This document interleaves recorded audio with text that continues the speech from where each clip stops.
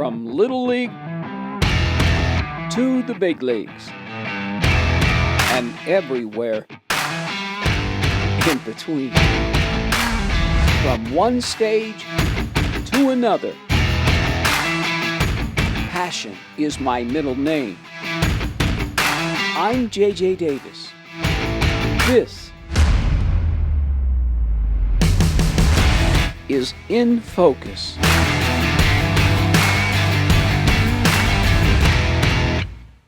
So, of course, yours truly was a sportscaster for many, many, many years all around the country. And I tell my students at Iowa Western, don't be in a hurry like I was. Smell the roses. Well, the gentleman sitting on the anchor desk next to me right now did just that. 40 years in one town. The birthday boy. Ross JERNSTROM. Rossi, how you doing? JJ, it's great to be here. I'm really looking forward to this interview. Now, you just celebrated a birthday. What are you, about 80 now? Oh no. Let's just say I'm in the senior category. Well, that makes two of us. Yeah. That's for sure.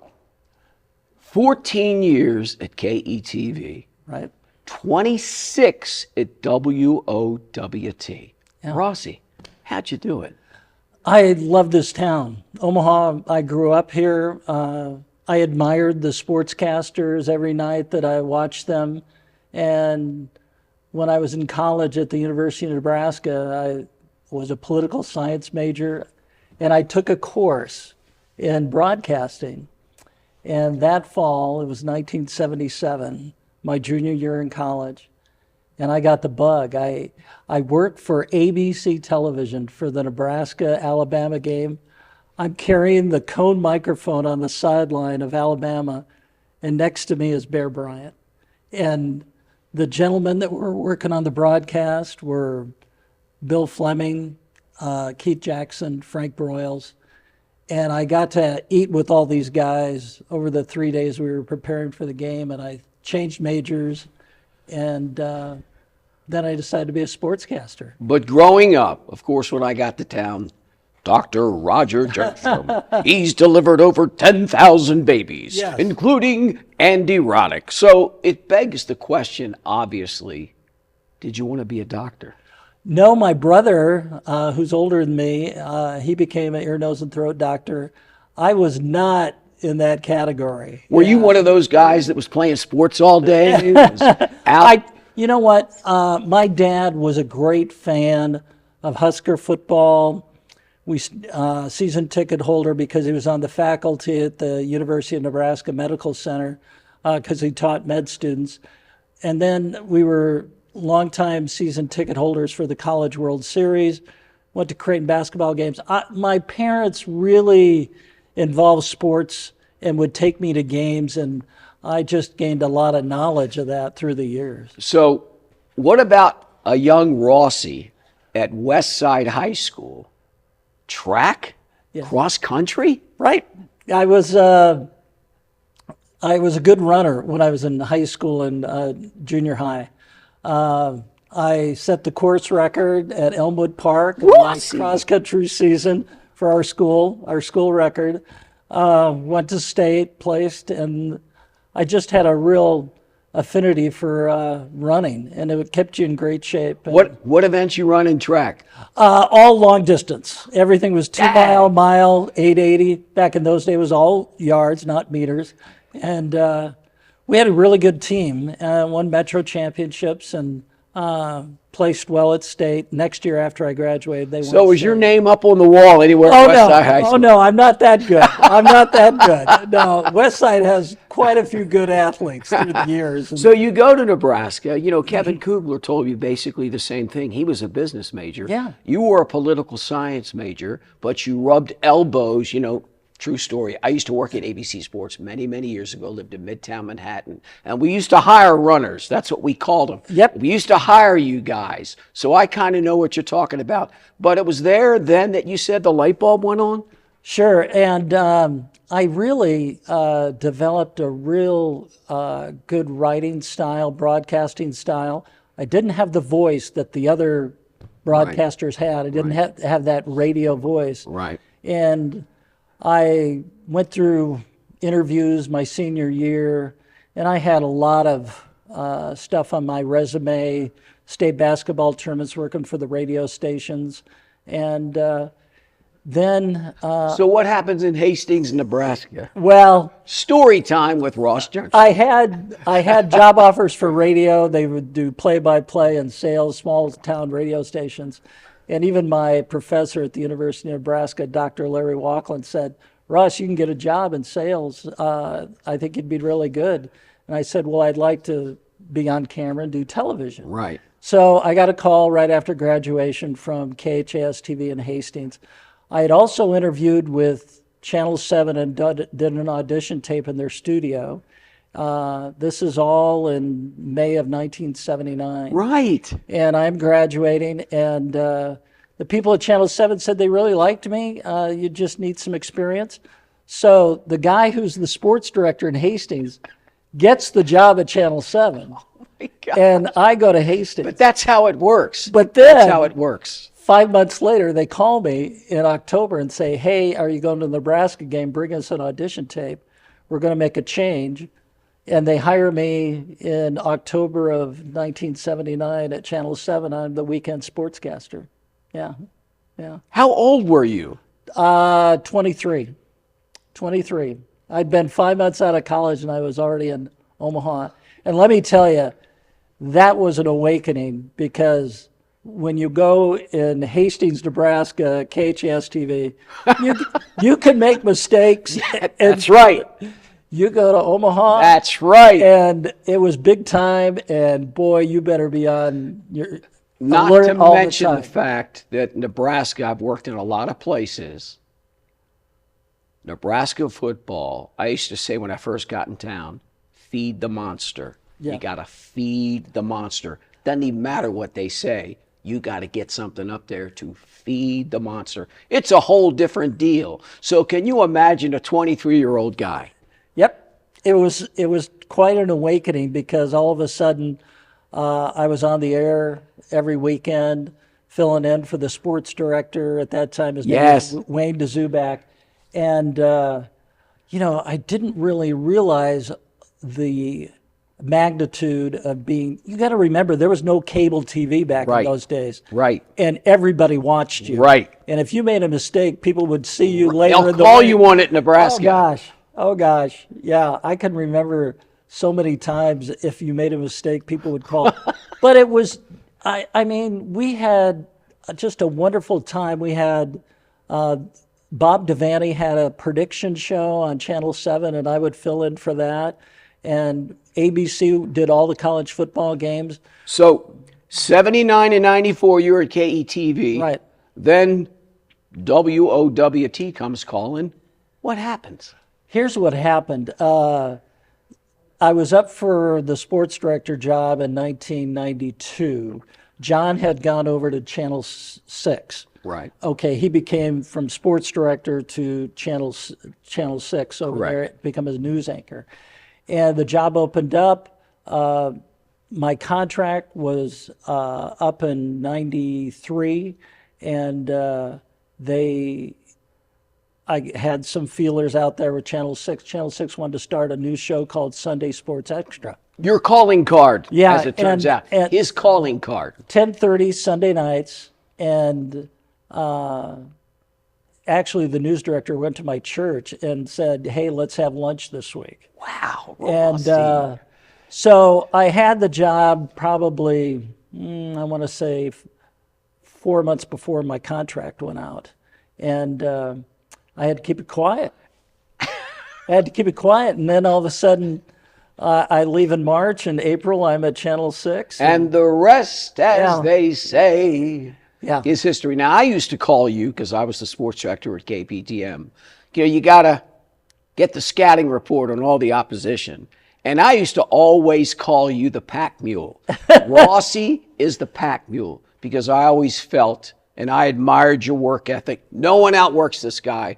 That you did most of the legwork. Well, it's true. No, ladies and gentlemen, JJ was a No, workhorse. cut it out. We're talking about you. But I just felt like your work ethic, you really did a lot I did. of stuff. It really paid off in the end. I had that half-hour show. I worked with two great guys, Merlin Klaus and Dave Weber, and the three of us really worked well together. 15 times. 15 times Associated Press Best Sportscast, 2020 Media Person of the Year in Omaha. This guy has been celebrated, acclaimed, but most importantly, you've been loved. Yeah, the thing is, I've had a wonderful family growing up here. My wife's family, Julie, grew up here, and we knew the community. We knew the sports. We knew the coaches. My nephew played basketball at Creighton under Dana Altman, so I had a lot of connections. So what kind of guy is Ross JERNSTROM? To me, humility comes to mind. Well, that's a good word for it. Yeah. I appreciated everything that I got. And I had a great family. I had a great support system. Mm-hmm. You know, in these hours, if you don't have a spouse, that's true. If you don't have a spouse who supports your hours, Correct. It's not a great marriage. And I had a great marriage. And my wife, Julie, supported me in everything. 40 years. You retire in 2020. Mm-hmm. And his alma mater comes a-calling. Yep. And? Well, I had just retired from Channel 6, and I did a lot of things at Westside where I went to high school. A lot of banquets. I was on some of their committees, Hall of Fame committees. So I knew everybody in the administration. Well, I get a call from the administration, and they said, hey, we've had a resignation in the journalism department. We think you could help us out. And I said, well, what would you like me to do? And they said, well, we have a TV class, a sports journalism Rossi, class. did you have to go back to school or anything like that? No, and sometimes I think the job experience that you have is a better tool. By far. Better tool to By far. teach the students. So I said, well, when do you need me to start? And they go, tomorrow. So I go to school, and I know, Westside so well. And I knew some of the students because they had interviewed me for some of the projects. Mm-hmm. And I got there, and I've been there. This is my 5th year, and I'm going back in August. Yeah. So if somebody would have said to a young Ross JERNSTROM, you're going to spend 40 years in one place, in one town, and be a highly respected sports broadcaster, and then you're going to teach at your alma mater. Yep. You're going to have a very successful marriage, 45 years. Yes. What would you have said? Dream come true. You couldn't write a better script. Yeah. I mean, from start to finish, it's all been good. Very few disappointments. Would you do anything differently? Oh, boy. I think in our business, you sacrifice a lot of family. Amen. You sacrifice a lot of family time. Holidays that you work, mm-hmm. Christmas I worked, birthdays I worked with my kids.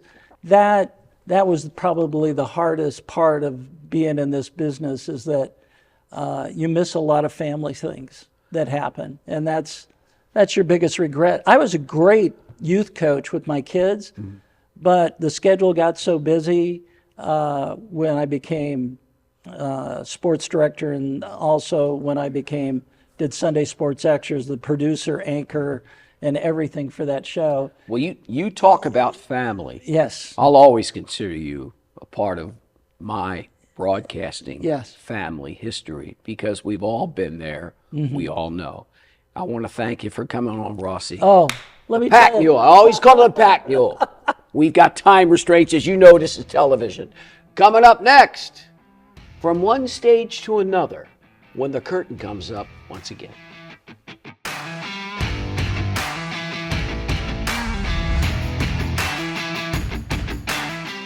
This woman does not stay in her lane. She's always open to new projects, new ideas. She's one of the reasons why I think the metro area is just loaded with artistic talent. You see, yours truly is not in this ladies' league.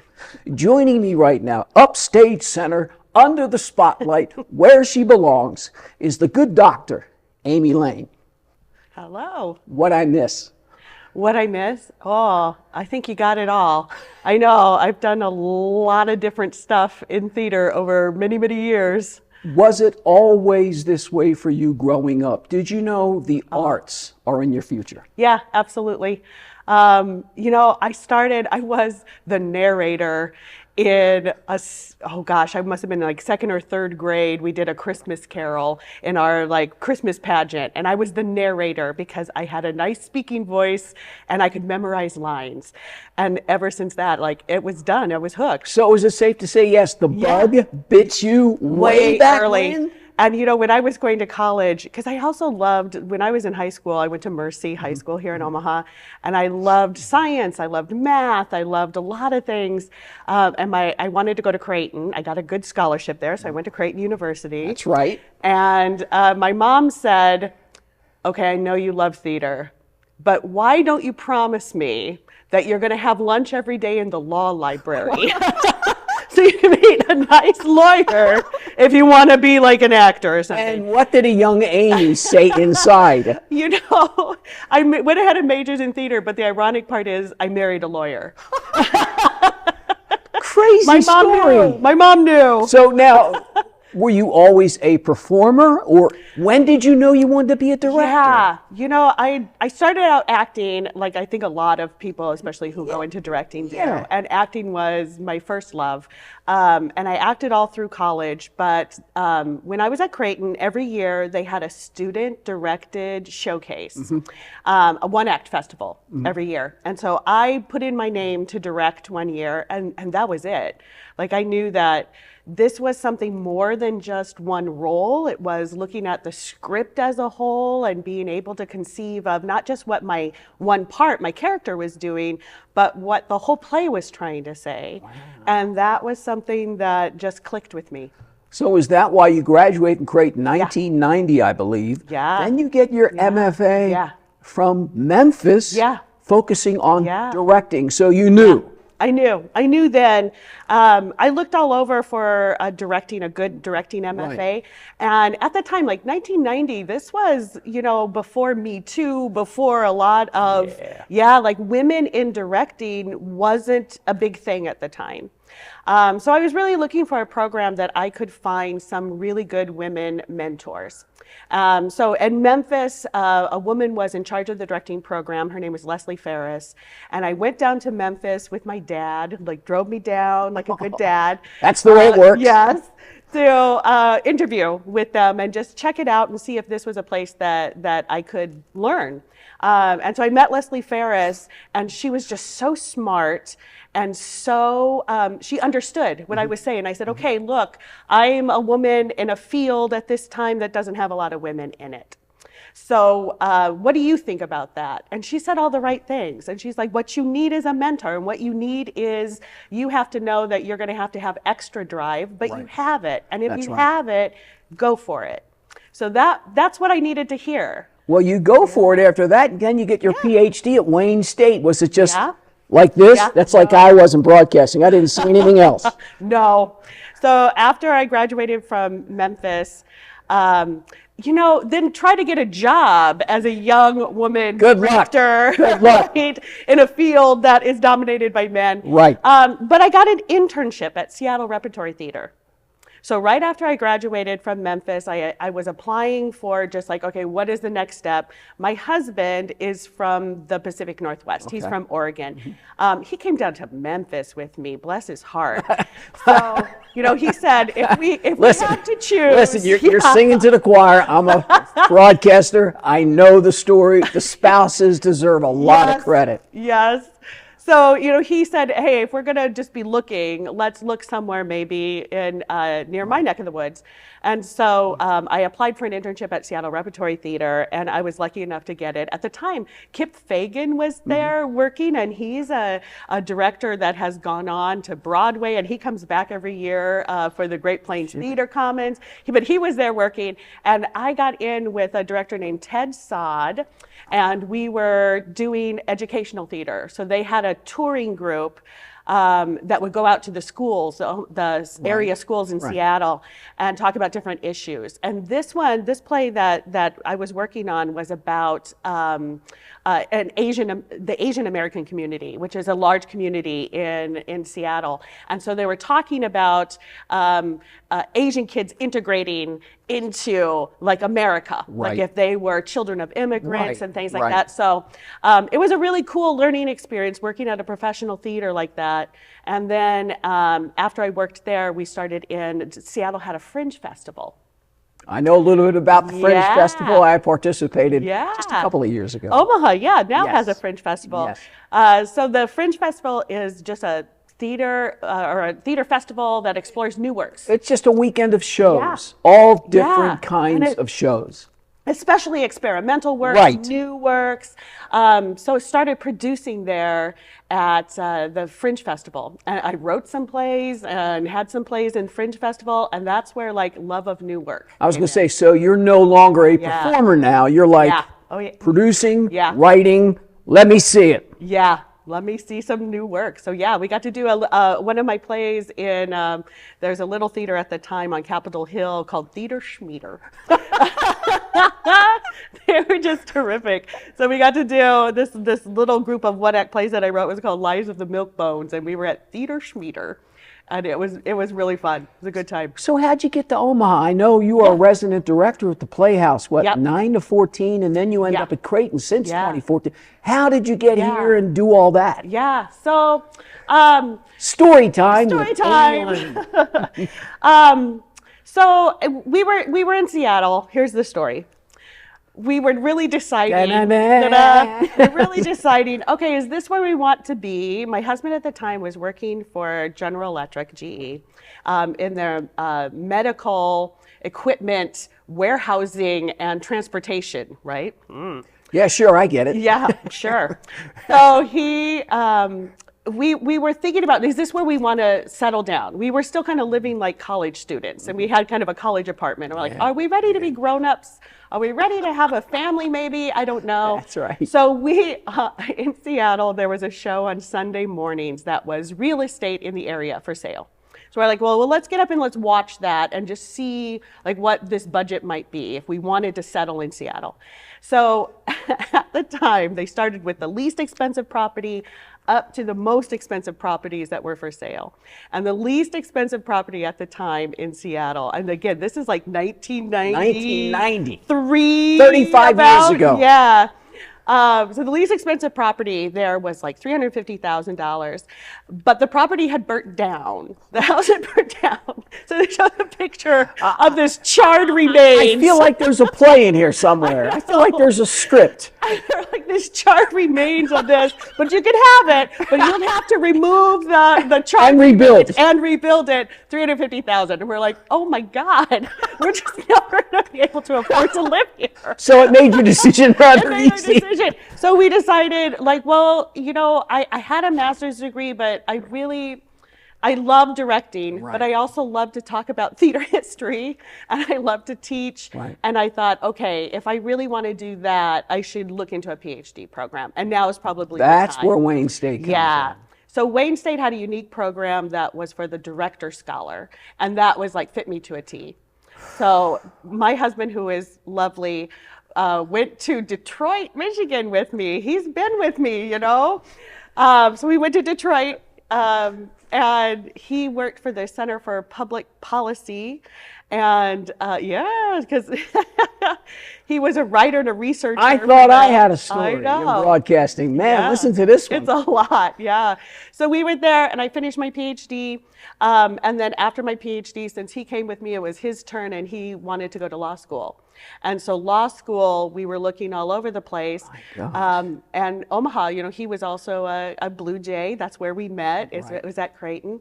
And they offered him a great scholarship. And my family was here. And we decided, okay, now could be the time that we could really settle down. We know Omaha, it's affordable. Let's go home. Yeah, let's go home. And so that's what brought us back here. He went to Creighton Law School. And the rest, as they say, well, it's not really history because you keep going, but you've won a number of awards. You've been nominated, Osage County, Stuck with Lemons you directed, Cabaret. I could go on and on. What do you prefer, drama, musicals, what? They all have unique things that I love and challenges. Good answer. What I love about musicals is that I get a team of people on my side. So I have a choreographer and a music director, and we're together as a team kind of putting on this production. So I love that about it. Drama and comedy. Comedy is hard. Yes. You already know, comedy is harder, I think, just technique of it.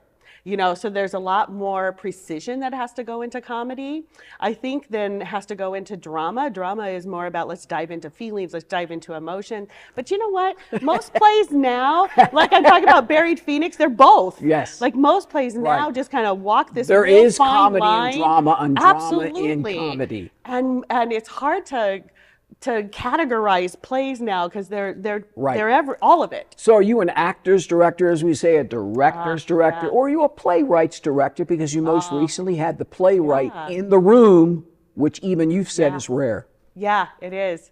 I like both. I coming from first as a performer, I like working with actors, and I've been very lucky that I've got to work with some of the best actors here in Omaha. My gosh. Oh my gosh, and everywhere, so that's really nice. So I love that, but I also really love, again, like going way back to Seattle, that love of producing something for the first time, working with a playwright, and combining our visions together for what the playwright was trying to say with a certain story, and how I'm envisioning putting that story up on its feet with actors. Who is Amy Lane, the young lady that embarked on her journey?